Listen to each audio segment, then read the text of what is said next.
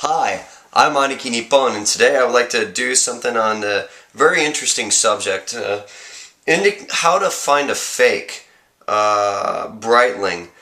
And this is not to replace any expert advice. Of course, the best way is to go to a dealer, authorized Breitling dealer, and get it checked out for yourself and see if it's a fake. They can usually tell.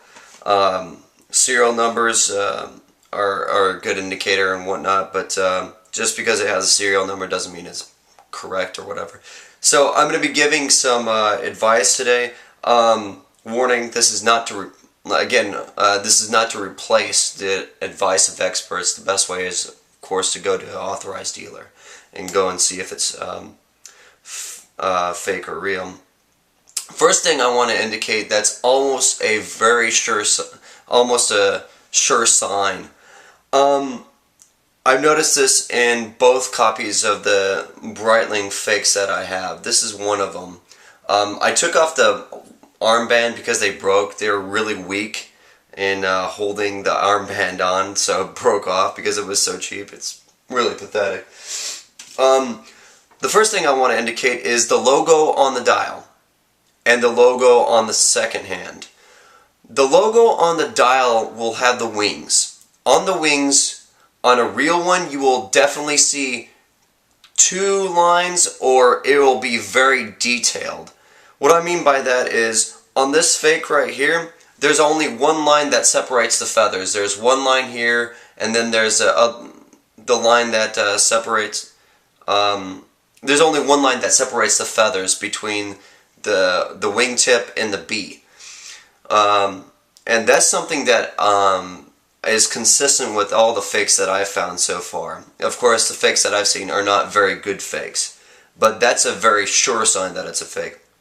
Second thing is the second hand.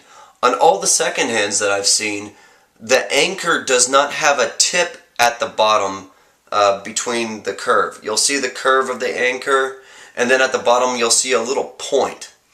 On fakes, you tend to not see that. It's a sure sign that that is a fake. The case back is poorly stamped. This one is very, very true of it. First of all, this is actually quite funny, but the case back does not match the front. It says Breitling 1884 on the front. On the back, it says Bentley 6.75, you know, the limited edition. It's supposed to basically be the Breitling Le Mans fake, but the back doesn't even match the front because it doesn't say. If it was a Breitling for Bentley, it would say it on the front, Breitling for Bentley, for sure. So that's a sure sign that it's a fake. And I thought that was kind of funny. The other thing is the date indicator reaches 00. I don't think a real Breitling reaches 00. It'll actually go to a 1 instead of 00 for the date marker, but that could be fake, or that could be a false indicator. So don't take my word on that. But those are a couple of the things that I noticed. But yeah, more on the case back being a shallow engraving. This case back is a very shallow engraving. That's a sure sign that it's a fake. If the engraving was deeper, around the edges where it has these little cuts, on the rim here, it should have some kind of machining, kind of like on this area right here. It'll show a little bit of machining usually. It depends on what model. So you have to be pretty indicative of, or you have to be pretty knowledgeable of what model you're going for, and so on and so forth. There are some really good fakes out there, and this isn't really a video trying to give advice on indicating a really good fake, but these are some of the things I noticed. You can tell if it's a fake if there are parts falling off.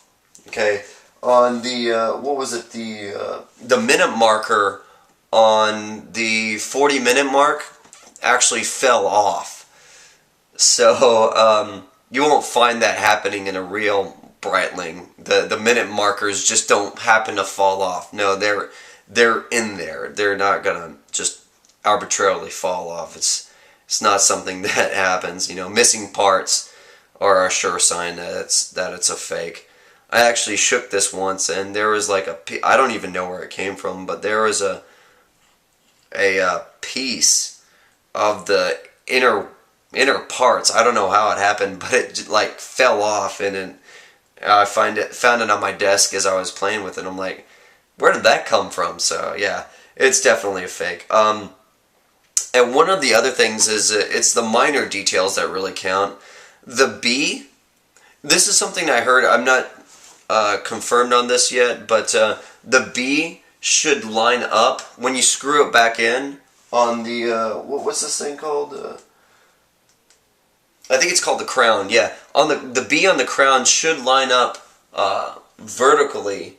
It should have a B lining up like that, perfectly in line if it's a real. This one, when you actually screw it back down, it comes upside down. I don't know if that's a real indicator, but that's something else to look out for if it is one. Anyways, I'm Ani Kinipon, and hope you enjoyed this video. Thank you.